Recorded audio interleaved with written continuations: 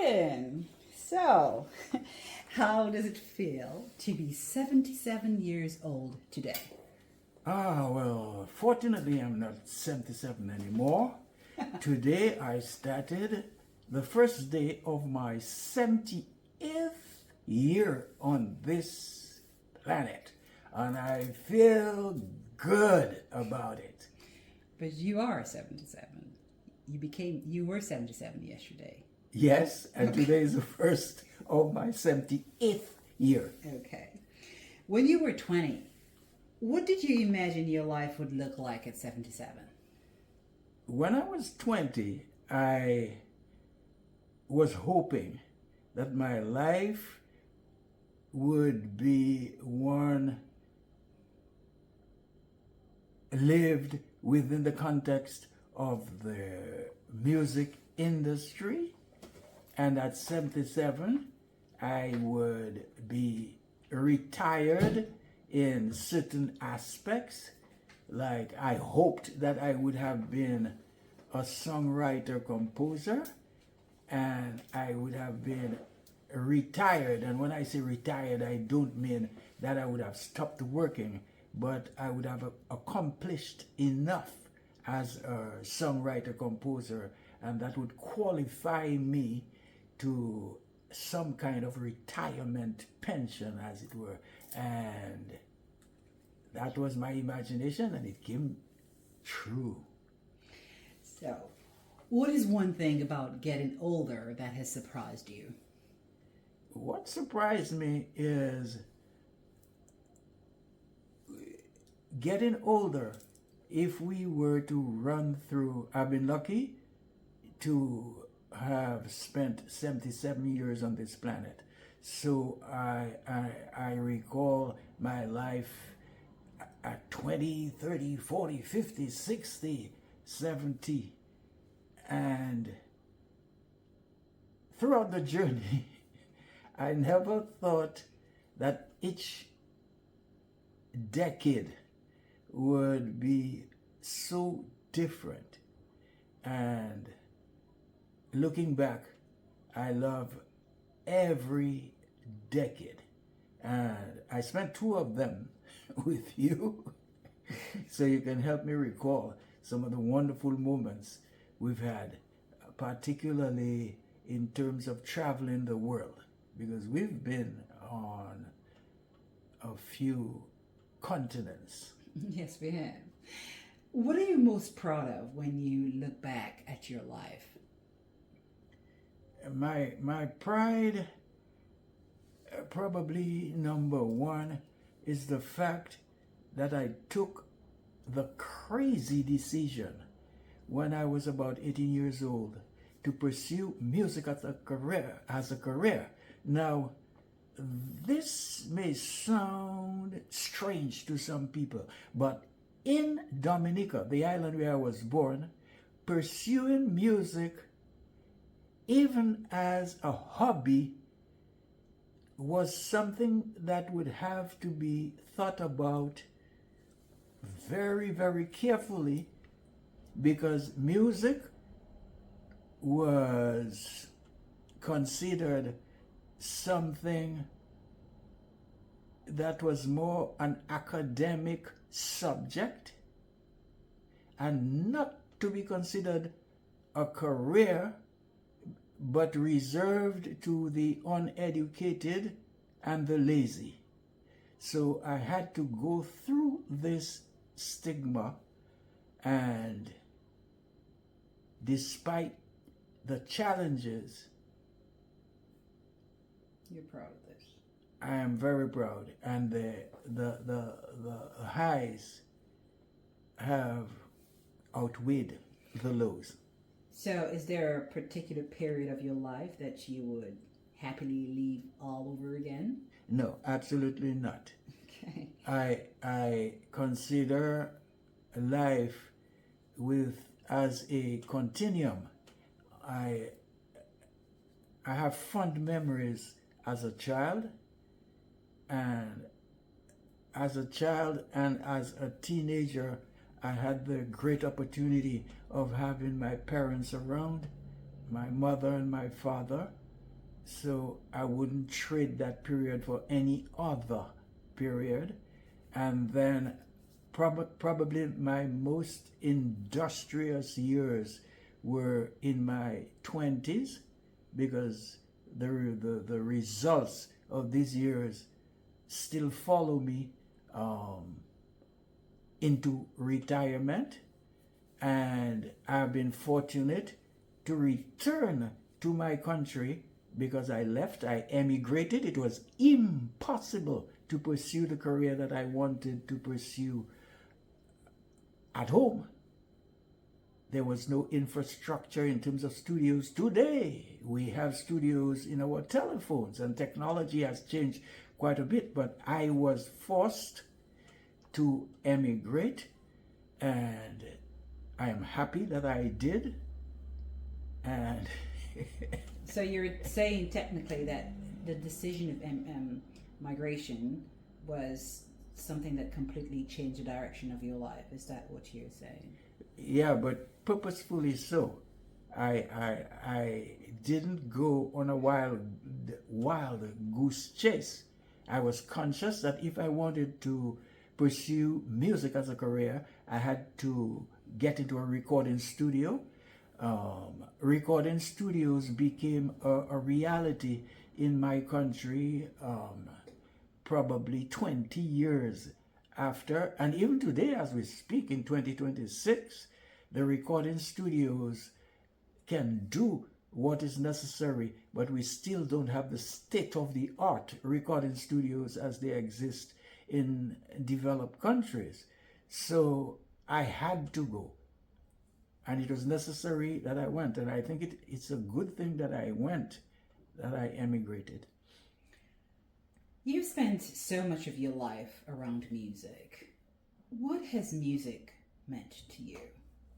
Well, music means a lot to me, because I consider it as an academic subject that can be studied at various levels. I consider it as art and industry, and I also consider the spiritual aspect of music in the way people use it to worship, and the way that it touches what some may call the soul. In America, there is a genre called soul music, and it might not be the spiritual soul as defined by some religions, but it's something that reaches your inner self. And I also see music as something that is so useful to various areas of our lives on this planet. It is used to inspire the military to win wars. I spoke about music in worship. As a boy in my underdeveloped Dominica, people didn't have and own lots of land, pieces of land where they could build their wooden houses, and sometimes had to pull these little wooden houses around the place, and they used music to motivate their strength. And it's used for romance. It's used for celebration, like the carnival. Music is so essential in life. There are lots of brilliant quotations about music, but I'll avoid it for now. What is one lesson life taught you the hard way? The hard way is, despite the fact that we should work together, love everyone, is you can't trust everyone. There are some people that must be dealt with at arm's length. Some may say with a 10-foot pole. Although I have mixed feelings, but I recall, for example, one example. Permit me one example. when I was a young man in Puerto Rico, after an experience in Guadeloupe with a group of 4 called Voltage 4, we had a very successful summer. We were young men. And after the summer, as musicians, we went back home and we decided to try Puerto Rico as another place where we could work and pursue music as musicians. It couldn't happen because Puerto Rico was America and you had to be a part of the union, a music union, and you needed certain papers to work. So most of the guys went back home and I decided to pursue education by getting admitted at the University of Puerto Rico, UPR, but I didn't speak Spanish. Now the courses in business administration were given in English, so that was one advantage. And I had the requirements, more than 5 GCE O-level subjects. I got admitted, but there was one countryman, a Dominican, I wouldn't mention any names, but this probably will illustrate and it's the French word that comes to me, méfiance, in some of my fellow men. The Dominican compatriot that assisted me got me admitted, and I gave him all the money to pay my tuition, and he disappeared. I have never seen him since that time. But you know, in retrospect, we sometimes, or I firmly believe that every disappointment is a blessing, because probably I did 1 year and I had to stop. So, but it's because of trust. Had it been today, I don't think I would give the guy 1 year's tuition to allow him to disappear. I think he went to New York. I remember his name very well. I don't remember his face. I don't know if he's alive, if he's dead. But because of that, he probably helped me out. Because on my way back to Dominica, I stopped in Guadeloupe, and the rest is history. What do you understand about your life now that you didn't understand when you were younger? Wow, this is a challenging question. What I understand about my life now that I didn't understand. Well, when I was younger, I knew as a natural optimist that I had to look forward to succeed in certain undertakings. I'm answering your question in reverse somewhat. I looked towards the future with a lot of naivety, but positive naivety. And today, I am satisfied because the challenges, I faced the challenges head on. And had I have to do it all over again, probably I would be overcautious and I would not have the luck of learning from experience. So in that case, what would your 77-year-old Gordon self give, what advice would you give to your 30-year-old Gordon self? Well, 30-year-old Gordon, continue as you're doing, because life is going to take you to 77, and one day, when I say and one day, so 77 years plus 24 hours, and so life is filled with ups and downs, but in your 77 years, the ups will outweigh the downs.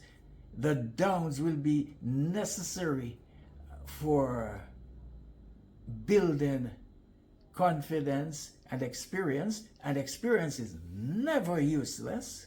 So go for it like a bull. What makes you feel young?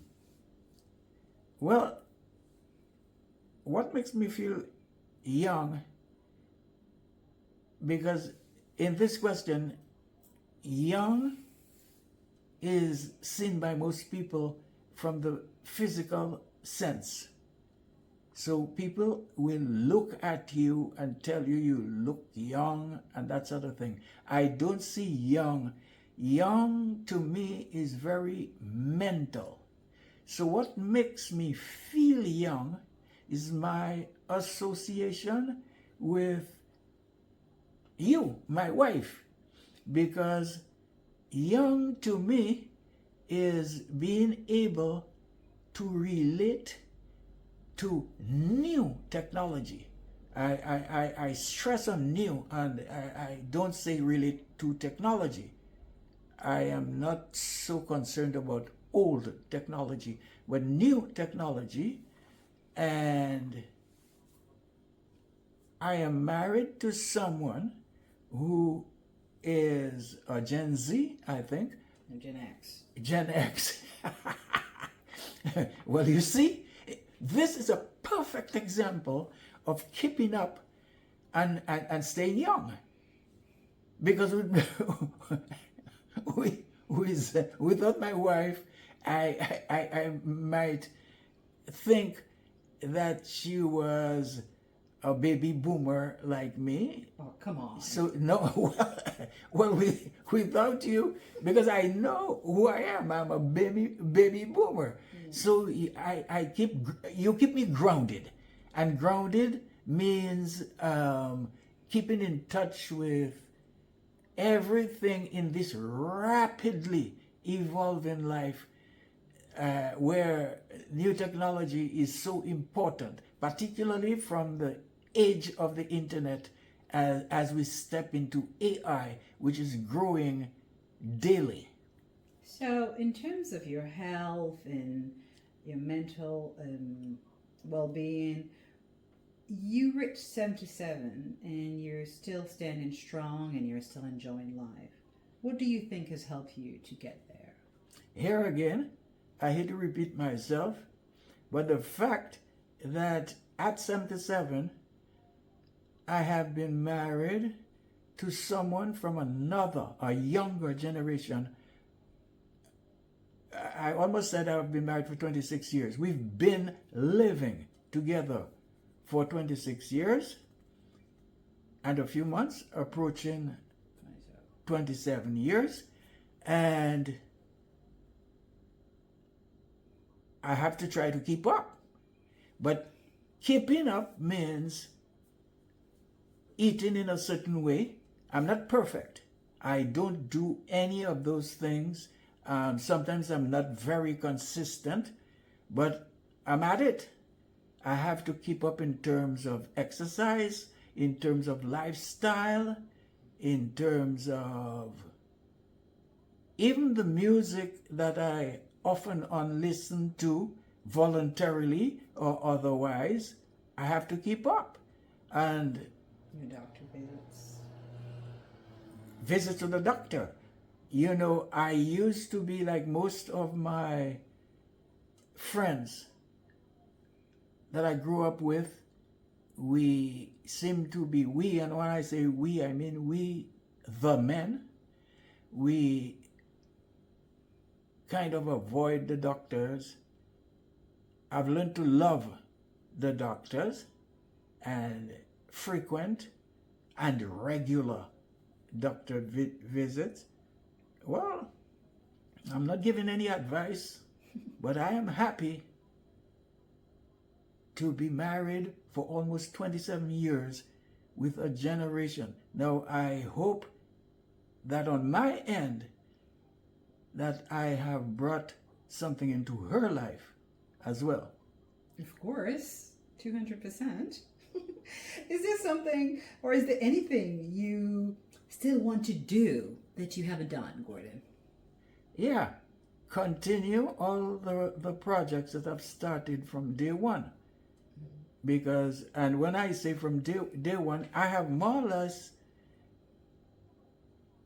created a life for myself. I've hardly ever worked. I have, but when we compare the times that I've worked for a salary compared to the times that I've worked for myself, probably 80% of my working life has been for myself, where I've been my own boss.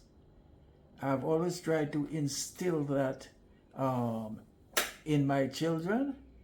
I'm very happy that my wife has followed that path as well. So I started projects as a songwriter composer. I would like to continue that. So continuum is the most important one word response to this. Continuum in every aspect of my life. What are you most grateful for today? Life. And well, most, so that singularizes it. So life, but probably I can add one more word: healthy life. I am on my 78th year. Although my wife asked me to go to the ophthalmologist, check my eyes, and despite whatever was detected, I don't wear any glasses. I'm so fortunate about that, because I don't really like these things hanging on my face. And I see very well. Health, life and health, healthy life. Okay, awesome. Gordon, I have a final question. When people think of Gordon Henderson one day, what would you like them to remember about you? Well, two things. This is a guy who, against all odds, decided to pursue a life in music, and someone who firmly believed in the short saying of President JFK, John F. Kennedy, when he said something about not what your country can do for you, but what you can do for your country. Well, Gordon, 77 years, a lot of life, a lot of music, a lot of stories, and thankfully the story is still being written. So thank you for sharing that journey with me. As your wife, I feel so privileged and honored to have this moment with you. I wish you good health, happiness, and many more years of us making memories. And allow me to say it again, happy 77th birthday. Love. Well, thank you, baby. And I really look forward to extending as long as we can. Thank you. Okay, bisous. Bisous.